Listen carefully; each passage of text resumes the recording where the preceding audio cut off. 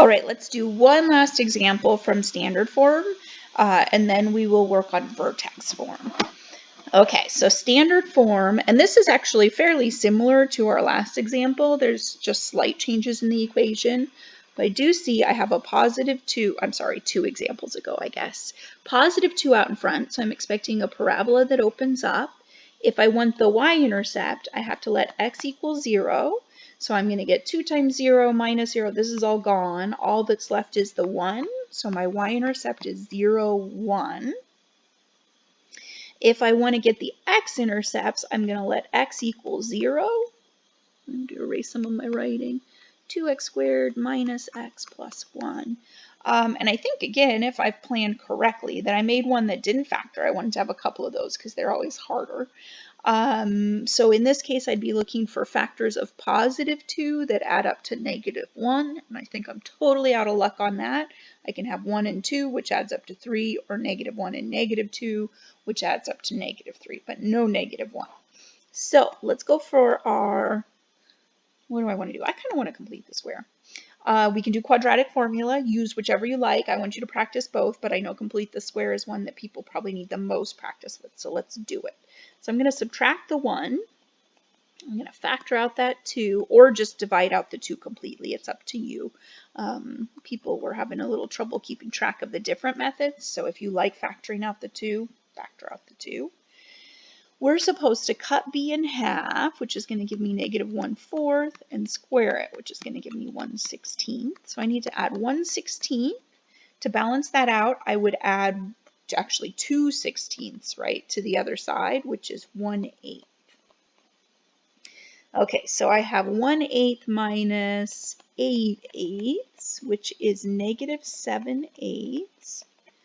And then I have 2 times x minus 1/4. So remember, I need the number here, and this is squared. Negative 1/4 times negative 1/4 equals 1/16, and negative 1/4 x minus 1/4 x gives me my negative 1/2. Okay, so I can divide by my 2 if I want, but maybe you're starting to notice that I have a problem.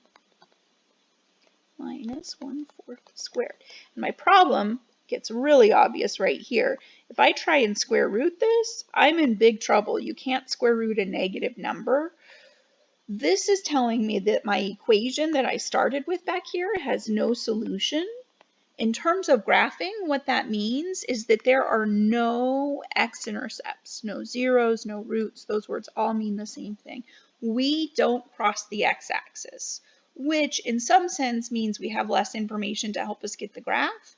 But that is good information as well. Wherever we end up having a vertex and a y-intercept, which we know is 0, 1, we know from there we cannot cross the x-axis. Okay, so we certainly can't do the averaging the x-intercept things, but remember again that whole quadratic formula business. The way the quadratic formula works is you do all this stuff over 2a. This part tells you where the middle of the parabola is, and then the plus or minus tells you how far away your x-intercepts are. So we can use this to find the vertex. So our equation, our b is negative 1, so opposite of b is going to be positive 1. Our a is 2, so we're dividing by 4. And then our y is going to be 2 times 1/4 squared, which is 1/16, minus 1/4 plus 1, which is 1/8. And then let's make the 1/4 into 2/8, and let's make the 1 into 8/8. So negative 1 plus 8 is 7/8. So our vertex, and again, your quadratics will always have a vertex. They will always have a y-intercept, but they don't have to cross the x-axis. If you think of that U shape, it's possible that that would sit in a spot where it wouldn't cross the axis, and that's what's happening here.